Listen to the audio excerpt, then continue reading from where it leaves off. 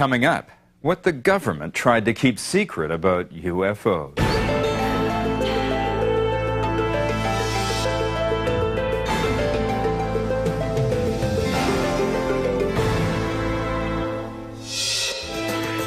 True believers in UFOs tend to be non-believers in whatever they're told by government officials. The government has a long track record, in particular the CIA, of distorting its involvement in investigating UFOs. Their suspicions were confirmed when the CIA's chief historian admitted that the agency kept too many secrets for too many years. We thought it would just create a more hysterical situation in the general public. For more than half a century, the Central Intelligence Agency, the Air Force, and the FBI were less than honest regarding unidentified flying objects. Information about sightings was suppressed, altered, even fabricated. The question now is whether the UFO sightings were science fiction or science fact, and whether all the deception served any purpose. Join us for Secret UFO Files.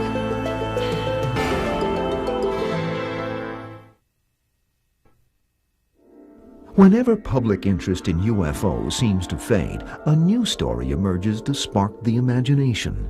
These Russian satellite photos displayed on the internet in April 2000 show an abandoned Air Force base 90 miles north of Las Vegas. To UFO believers, the base is known as Area 51. They're convinced Area 51 is a prison for captive aliens. Area 51 is surrounded by an air of mystery. People have taken to standing on nearby mountain ridges using telephoto lenses and trying to pierce the veil of secrecy, you might say. During the Cold War, Area 51 is used for experimental flights of super-secret, high-altitude stealth planes that are frequently mistaken for UFOs. These sightings by ordinary citizens provide the CIA and the Air Force with a convenient cover for their clandestine operations. So the government insisted that there was nothing happening at Area 51, and everybody knew something was going on. Of course, it had nothing to do with UFOs, but it was a cover-up. The deception gives rise to rumors about downed UFOs and little green men held behind Area 51's mountain wall. People who work there are sworn to maximum secrecy. They won't even tell you much about how they get there and how they get back from it, except they ride a bus. And stories are that the buses themselves have blanked out windows. The Air Force says there's no mystery attached to Area 51. They insist the base is no longer in use and point to the recent Russian satellite photos as proof. But UFO diehards cling to their belief that the government is covering up the truth. This distrust has its roots in a bizarre incident that occurred during World War II. In 1942, shortly after the Japanese sneak attack on Pearl Harbor, radar stations in California picked up signals from unidentified aircraft approaching Los Angeles from the sea. The Los Angeles air alarm, as it's become known, of February 1942, is very impressive because a number of unidentified aircraft were seen, including one quite large one. The city is blacked out. Searchlights scan the skies. Anti-aircraft batteries are manned for action. The Americans considered that they were being invaded by the Japanese because only a night or so before a Japanese submarine had attacked the Los Angeles coastline. Eyewitnesses report that the mysterious air armada is immune to the exploding shells. The aircraft hover over the city for about an hour. Then they slip away as silently as they came. At least 1 million people witnessed these events. 1,430 rounds of ammunition were fired at the objects. Nothing was brought down.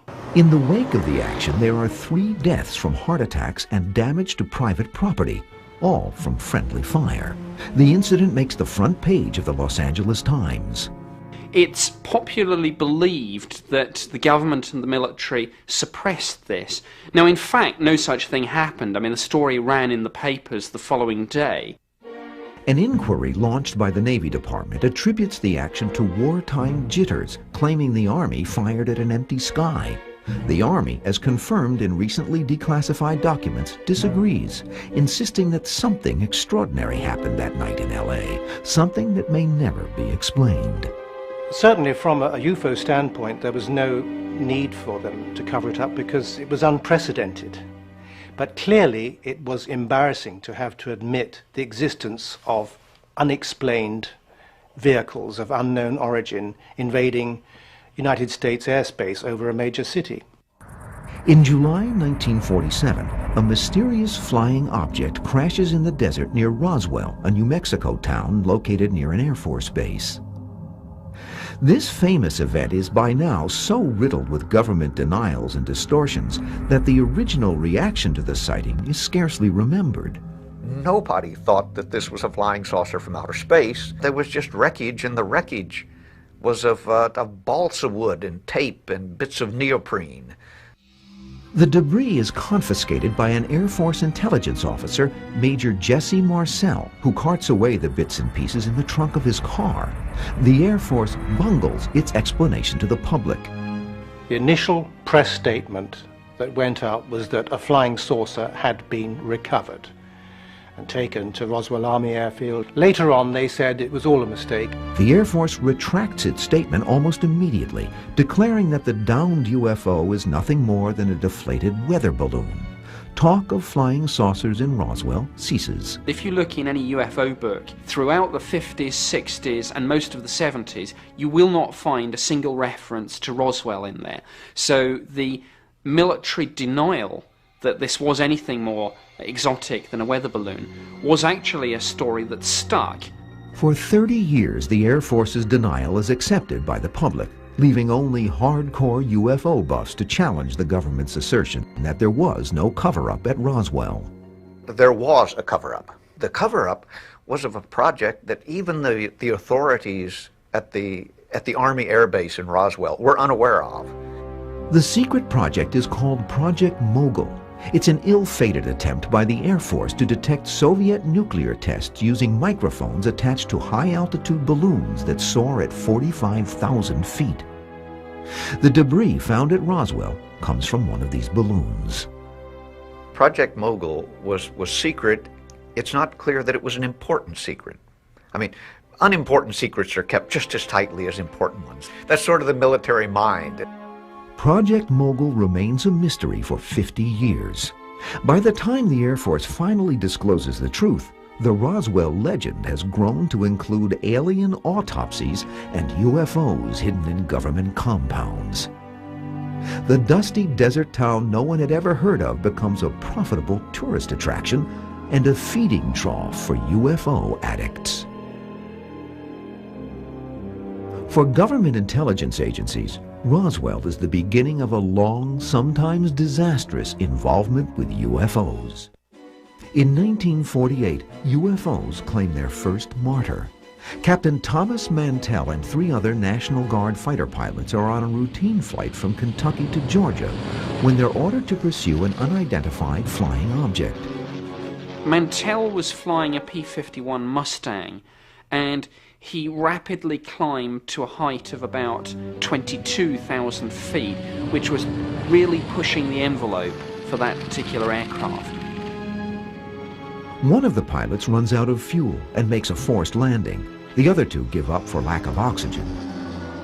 Mantell alone continues the chase. He was probably at that altitude running short of oxygen. Whatever happened, we shall probably never know.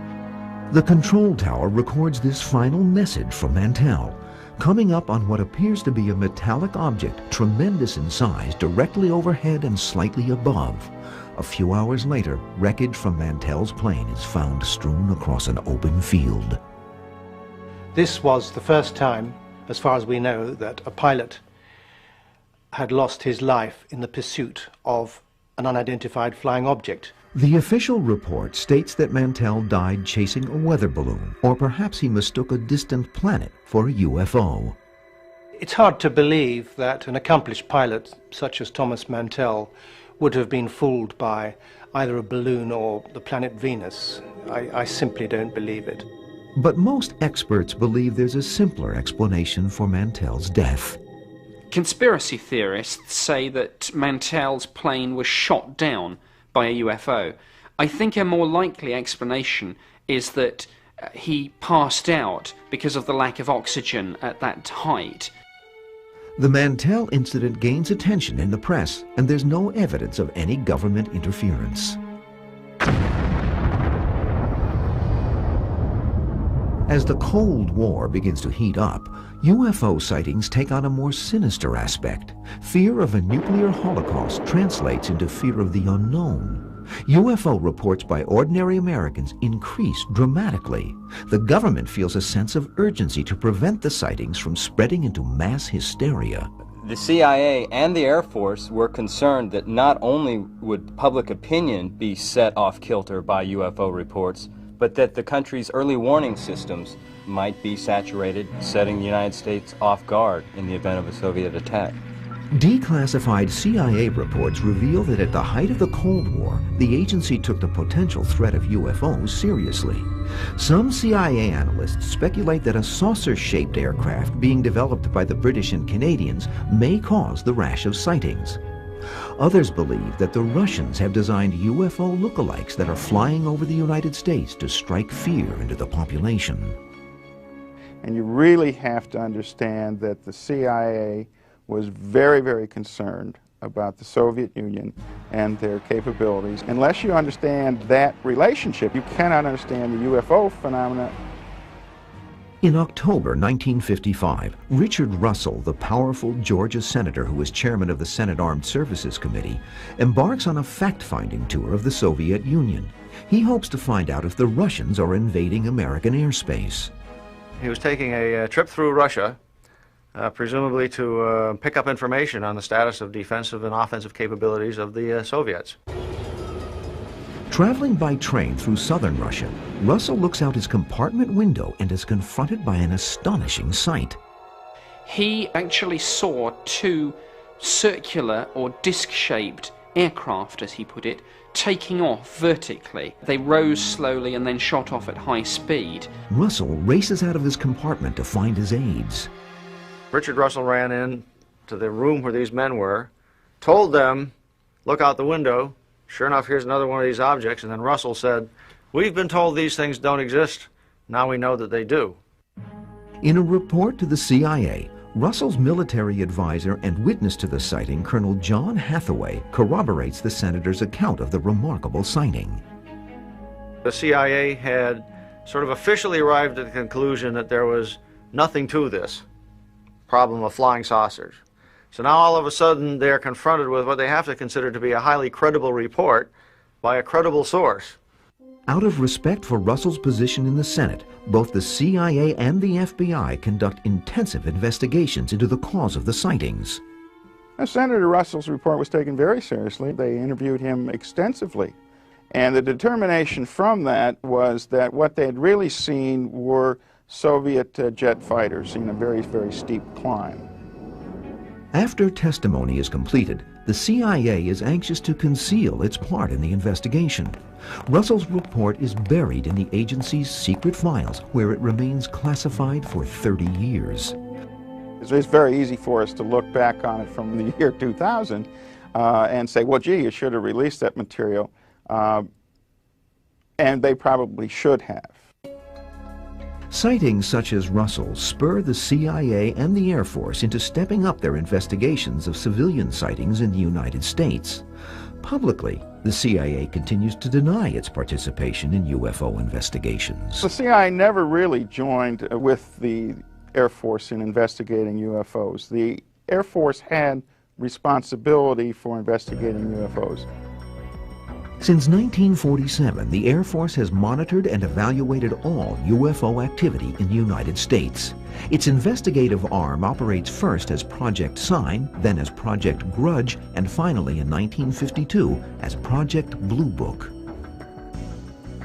Project Blue Book was the United States Air Force official study into the UFO phenomenon. Essentially, it ran from 47 through to 69, and it looked at the sightings again to see whether there was anything of any defense significance. Air Force officers attached to Project Blue Book sift through endless reports and interview thousands of eyewitnesses. On January 29, 1952, General John Samford holds a press conference at the Pentagon to explain these sightings. Of this great mass of reports, we have been able adequately to explain the great bulk of them. We've been able to explain them as hoaxes, as erroneously identified friendly aircraft, as meteorological or electronic phenomena, or as light aberrations. Out of more than 12,000 sightings investigated, the Air Force says more than 700 are unexplained. One such unexplained sighting reaches into the White House. Well, there was a sighting in 1952 in Washington, D.C. of UFOs, and in fact they were picked up on National Airport's radar, 3 unidentified flying objects. Actually, the Air Force actually scrambled fighter interceptors to find them. Washington experiences an epidemic of UFO sightings. At least 200 people say they saw UFOs sail over the Capitol Dome, and for 3 days, other sightings are reported. The reports reach CIA Director Walter Bedell Smith, who is quoted later as saying, "If it was one chance in 10,000 that this was true, we had to identify it and examine it because the national security of this country was at stake."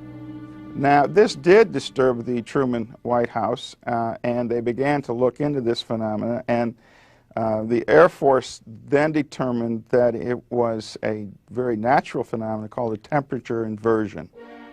This explanation may have satisfied the White House, but UFO historians believe that President Truman is worried enough to instruct his national security advisors to draft a plan for counteracting an alien invasion. The threat, real or imagined, soon passes, but the CIA and the military increase their surveillance of UFOs.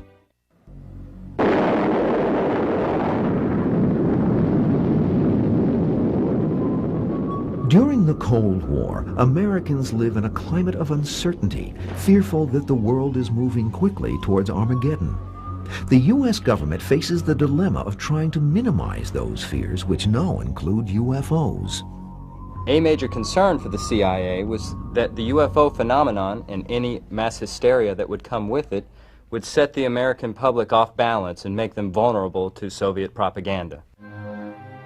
A steep climb in UFO sightings creates confusion among government intelligence agencies, particularly the CIA. For all its know-how, the agency often has no explanation for the origin of unidentified flying objects. They didn't have the sophisticated computers and satellites and technology to allow them to detect what this is or track it. So they had to make excuses as to what was being seen in the sky so as not to alarm the public. The CIA is obsessed with the idea that UFO paranoia, if unchecked, could mushroom into a national crisis. CIA agents posing as Air Force officers are sent across the country to disparage sightings and discredit witnesses. The agency, by its charter, is banned from operating domestically. In order to contact American citizens, often the agency would employ military cover. The agency uses the mass media to dissuade the public from believing in UFOs and establishes a scientific board of inquiry. The CIA became so concerned about national security implications of UFOs that by late 1952 we actually established a scientific panel of civilian scientists to look at this phenomena and see if there was any validity to the idea that it was either Soviet weaponry or people visiting us from other planets. The panel is headed by California physicist Dr. H.P. Robertson. As with other government attempts to find answers to the UFO problem, the Robertson panel's findings will eventually come under attack by UFO believers who maintain that some of the panel members are acting as flunkies for the CIA. CIA convened the Robertson panel in 1953 to officially address the UFO question, but to do so covertly, as the CIA does most things. The panel concludes its investigation, leaving questions about the origins of UFOs unanswered. The scientists on the Robertson panel concluded that UFOs, whatever they were probably not of extraterrestrial origin. These scientists suggested that the government engage in a public debunking campaign to minimize hysteria about UFOs. In its eagerness to keep a lid on public reaction to UFO sightings, the CIA in 1955 becomes entangled in an embarrassing controversy. The incident involves two eccentric sisters from Chicago, former vaudevillians named Mildred and Marie Meyer. The Meyer sisters made a recording of what they believed were space messages. These so-called space messages were nothing more than Morse code from a regular land-based transmitter. But the incident caught the attention of the CIA, which was investigating UFOs at the time. A CIA officer, DeWelt Walker, disguised in an Air Force uniform, is dispatched to interview the sisters. They were all excited that they had talked to the officer and that the government was interested in what they had found. Walker gets the Meyer sisters' recording and brings it to Washington, where CIA analysts confirm that the so-called space message is Morse code. The recording is classified as secret and hidden away in the CIA's files. For a while, nothing more is heard about the Meyer sisters. A few years later, civilian UFO researchers became interested in the case, began to dig for the facts, and faced obfuscation and distortions from the agency that turned what might have been a tiny little incident into a major UFO controversy. In 1957, Dr. Leon Davidson, a physicist and UFO researcher, gets wind of the Meyer story. He goes to Chicago and interviews the sisters. There he learns about Walker's visit and suspects the Air Force officer is really a CIA agent. Davidson hounds CIA officials to find out which agency conducted the Meyer inquiry, the CIA or the Air Force. He gets the runaround from both. And Davidson was no fool. So he said, look, something's going wrong here, tell me the truth. And he kept writing back, and the agency tried to explain, and they got themselves in deeper and deeper. The CIA steadfastly denies that Walker is a CIA employee. Then, to his dismay, Davidson is told that all the evidence pertaining to the Meyer sisters' investigation has been destroyed to conserve file space. Davidson is now firmly convinced that the CIA is involved in a UFO cover-up. Had they simply been able to tell him the truth and release the records to him, I think the whole thing would have gone away. Further controversy is stirred up in 1958 when a former Marine Corps pilot, Major Donald Kehoe, tells the media that there's a government conspiracy to hush up the truth about UFOs. Major Donald Kehoe was a great pioneer who stuck his neck out in the early days, championing the cause of the UFO situation. And he was the founder of NICAP, the National Investigations Committee on Aerial Phenomena, and drew to this organization dozens and dozens of highly qualified military personnel. Kehoe argues that the government has in its possession reams of evidence proving that UFOs, controlled by a superior intelligence, are currently in our midst. We are being observed by some type of device which is ahead of us, far ahead of us, and is probably controlled by a highly advanced superior civilization. It has reached to the point where many people in the Air Force have the same conclusion. In fact, the Air Force... Kehoe's voice is soon joined by others. Air Force Captain Edward J. Ruppelt, formerly in charge of Project Blue Book, the Air Force's UFO investigative arm, confides in Kehoe that the CIA is behind the Air Force's debunking of UFO sightings.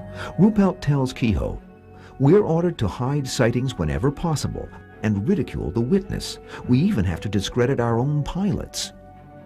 An angry denial by Air Force spokesman Colonel Lawrence Tacker is broadcast on national television. Our critics continually charge that the United States Air Force is withholding information from the general public on this subject. This is absolutely untrue. We are not hiding anything. We have nothing to hide. The obsessive secrecy over UFOs produces a controversial document that, when made public in 1987, is condemned as bogus by UFO historians. Called Majestic 12, or MJ-12, the document bears the signatures of the biggest names in national security affairs during the late 40s. One of the beliefs about MJ-12 is that President Truman and his advisors were so concerned about UFOs that they formed this secret group to hide the truth. The document purportedly calls for a total blackout of pertinent evidence pointing to the existence of extraterrestrial beings and spacecraft. It's all too sensational. Real government documents, even when they talk about extraordinary things, are much more serious and sober. The MJ12 documents read like a pop culture document. The obvious inconsistencies in this document convert even hardened UFO believers into doubting its authenticity. I'm convinced that these are indeed fabrications, quite clever fabrications, and the clincher came when one of the papers in the documents is a memorandum supposedly signed by President Truman, which clearly was lifted from a known to be authentic Truman document. Forgery or not, the contents of the disputed document re-emerged during the 1980s when President Ronald Reagan advocates an invisible radioactive shield in outer space to deflect a nuclear attack and, incidentally, protect the human race from an extraterrestrial invasion. At a summit meeting in Geneva, Reagan broaches the subject to his Russian counterpart, Mikhail Gorbachev. Gorbachev said the United States president discussed an extraterrestrial threat, and would our forces collaborate jointly if there was such a threat? Towards the end of a speech to the United Nations General Assembly in 1987, Reagan again brings up the subject of extraterrestrials. The president is reported to have said the following: I occasionally think how quickly our differences worldwide would vanish if we were facing an alien threat from outside this world. And yet I ask, is not an alien force already among us? In September 1964, at Vandenberg Air Force Base in California, Lieutenant Robert Jacobs, a photographic officer, films a routine missile test flight. A few days later, Jacobs screens the footage for his superiors. Clearly visible was a disc-shaped craft which flew around the Atlas missile, which was flying at thousands of miles an hour by this time. Jacobs later describes the astonishing scene. We saw a UFO swim into the picture, distinct and clear. It circled our missile, emitting vivid flashes of light, then vanished. Seconds later, our missile malfunctioned and tumbled out of control in the Pacific Ocean, hundreds of miles short of its target. Jacobs is sworn to secrecy. The film is turned over to two men he is certain are CIA agents. Jacobs remains silent until 1982 when he comes forward to accuse the Air Force and CIA of a cover-up. He decided to come out with the story. People who then investigated his background were told that he'd never been at Vandenberg Air Force Base, he never held the position of officer in charge of filming and so forth. Without his military record and the telltale film, Jacobs is unable to prove that his story is true. Media interest quickly evaporates. By being so secretive about UFOs, not only did the CIA undermine its own credibility with UFO researchers, it gave the public further reason to question the necessity of national security secrecy. Fronting for the CIA, the Air Force in 1966 sets up another scientific panel to investigate the UFO phenomenon. The panel is called the Condon Commission. It's headed up by Dr. Edward Condon, a distinguished physicist at the University of Colorado. The Condon Committee was actually run independently by the University of Colorado, and it was an attempt to look at all the Project Blue Book files to see whether there was a need to continue the research or whether the plug should be pulled. For 2 years, the Condon Commission pursues its goal to determine whether UFOs pose a real threat. The committee's credibility is compromised when 2 of its members abruptly resign, claiming the commission has already prejudged the non-existence of UFOs. Could the commission's final report be trusted? By the time of the Condon report, the CIA and the Air Force had a very poor track record when it came to informing the public about these agencies' interests in UFOs. Therefore, it's not surprising that public skepticism would taint the proceedings. After conducting an intensive 2-year investigation, the Commission concludes that UFOs, even if they were to exist, are no threat to national security. The Commission recommends dismantling Project Blue Book. The Air Force, by now anxious to put UFOs behind them, will implement the Commission's recommendation and disband Blue Book. But doubts about the committee's objectivity linger to this day. It's difficult to say for sure whether the Condon Committee was truly independent. The United States Air Force may have dropped some hints that it was keen to get out of the UFO business. We'll probably never know. But the UFO controversy refuses to go away. In March 1966, reported sightings near Ann Arbor, Michigan trigger the interest of the CIA and the Air Force. Dr. Alan Hynek, an astronomy professor at Northwestern University in Chicago, is asked to investigate the sightings. Hynek, one of the key figures in the UFO investigations of the 60s, served as an advisor to Project Blue Book. He goes to Ann Arbor, where increasing numbers of people insist they've seen UFOs. Well, I wouldn't describe people that actually believe they saw UFOs as cranks. I think a lot of legitimate Americans believe they've seen something that they can't explain. The sightings continue for several days as more and more people get caught up in a frenzy of excitement. Hynek declares that the Michigan sightings are hysterical reactions to misunderstood natural phenomena, and the issue is laid to rest. But years later, Hynek reveals that he was pressured by a government intelligence agency, presumably the CIA, into coming up with a pat answer for public consumption to prevent panic over a possible invasion from outer space. Less easily explained is a bizarre incident involving American military personnel that occurs in 1980 at an airbase in southeast England, located in a place called Rendlesham Forest. Over a series of nights, UFO activity was witnessed by numerous United States Air Force military personnel. Some of them described lights in the sky performing fantastic maneuvers. Some of them actually saw a triangular-shaped metallic craft actually on the ground. Unidentified flying objects reappear 2 nights later. A team of airmen, led by the base's second-in-command Lieutenant Colonel Charles Halt, goes into the forest to investigate. In front of them loom the flashing lights from the reported spacecraft.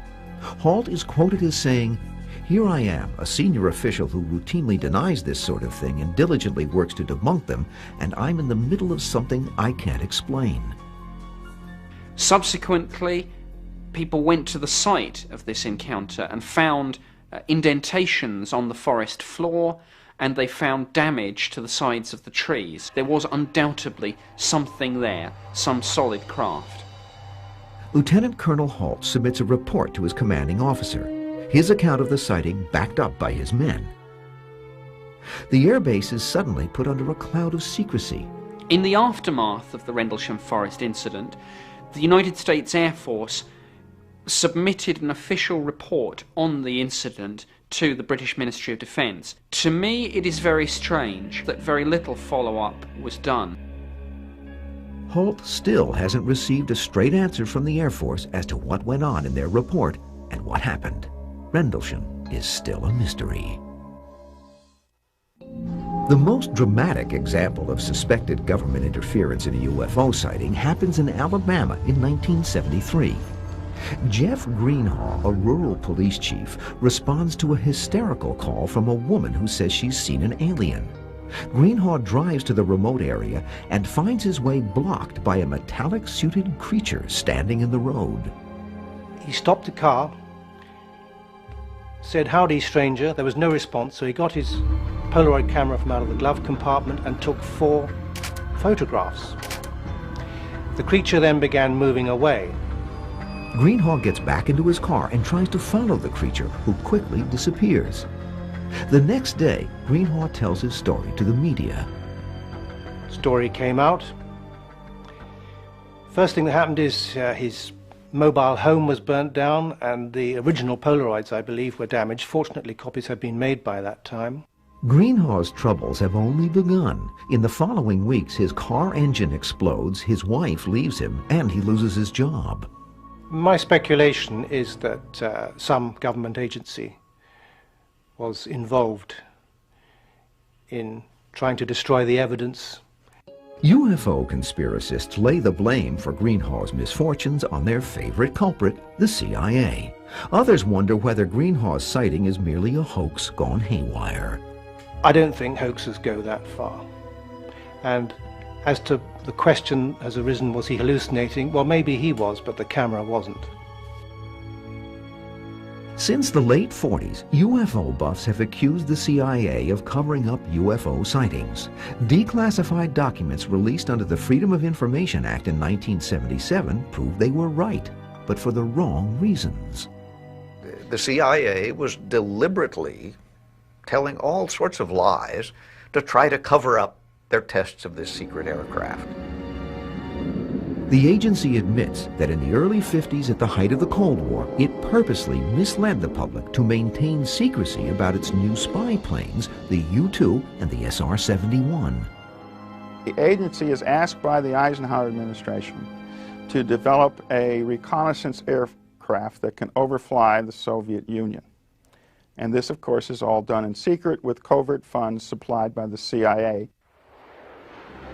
U-2 test flights are conducted out of an airbase at Groom Lake, Nevada, better known as Area 51. U-2 flights originating from Area 51 account for more than half the sightings reported during the 1950s and 60s. Commercial pilots flying at around 20,000 feet are confused by the strange glistening object soaring high above them at 60,000 feet. The U-2, when they first began testing it, was at that time polished aluminum. And that means that when it's still dark on the Earth, at that very high altitude, it's picking up the rays of the sun, becomes very visible. The U-2 deception continues until 1960, when a Russian missile brings down a U-2 flown by Francis Gary Powers. The United States government tries to cover up and is caught in a red-faced lie when Russian Premier Nikita Khrushchev produces the U-2 wreckage and the pilot. The U-2 program is scrapped, and the SR-71, codenamed Blackbird, takes its place. It could fly at 90,000 feet and faster than a rifle bullet. But the Soviets had the SAM missiles, which could shoot them down. So it never did overfly the Soviet Union. It did, however, contribute to UFO phenomena, because here you had another aircraft that nobody had ever seen. Throughout this period, the CIA continues to orchestrate the deception behind the scenes, using the Air Force as its cover. The Air Force got a bum rap in these UFO investigations because it appears from the CIA documentation that often the Air Force had to fib on behalf of the CIA. Any doubts about the CIA's role in the UFO flap are laid to rest in 1997 with the publication of the so-called Haines Report.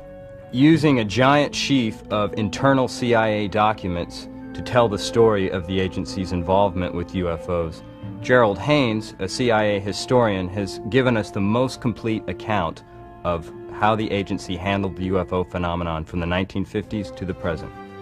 What makes the Haines Report unique is the author's inference that perhaps the whole story has not been told. Now, a lot of people would like a lot more, but you have to understand that this agency deals in secrets, so it's not going to reveal everything it does. It simply can't. By the 1990s, the CIA has lost all interest in UFOs, but UFO fanatics keep up their attacks on the government, holding to their belief in a vast conspiracy. The ufologists have a real stake in this. I mean, this is their life's work. I mean, who of us, after years working on something, could suddenly decide there was nothing to it? That's really hard for human beings to do. Ufologists' suspicions are constantly refueled by new sightings, such as one in Phoenix, Arizona in 1997, where hundreds of spectators swear they saw a formation of unidentified flying objects pass over the city. My group, Cause Citizens Against UFO Secrecy, has evidence, overwhelming evidence, that the citizens of Arizona are the subject of an invasion in the skies, in their homes. Another field day for true believers is the reawakening in the 90s of the now legendary Roswell incident. In the intervening years since the original sighting in 1947, Roswell has turned into a carnival for UFO buffs. Rumors of government cover-ups are rampant. Crashed saucers, dead aliens, sinister men in black, death threats, cover-ups, the works. Everything that could possibly be pulled out has been pulled out for Roswell. The Pentagon is besieged with requests for information about Roswell. Anxious to put the incident behind them, the Air Force comes clean, admitting that it encouraged the UFO story in order to cover up its high-altitude balloon experiments. The admission leads to a frenzy of anti-government excitement during Roswell's 50th anniversary celebration. The only thing about UFOs that wasn't selling in Roswell at that 50th anniversary celebration, I think, was the government report that revealed every detail and had pictures of the wreckage and pictures of the people who found it. Roswell symbolizes the heated controversy that's still going on between UFO believers and debunkers. The U.S. government insists it's no longer investigating UFOs, but die-hard conspiracists claim it's just another CIA smokescreen. We'll possibly never know the full story of the CIA's involvement with the UFO mystery, simply because, you know, it's impossible ever to get to the bottom of so large and nebulous a subject. Gerald Haynes concluded his report with a prediction that the UFO controversy will be with us for many years to come. The belief that we are not alone in the universe is too emotionally appealing, he wrote, and the distrust of our own government is too pervasive. Of course, that distrust is due in part to years of stonewalling and deception by his own agency. Discover more about this and every History's Mysteries topic at historychannel.com.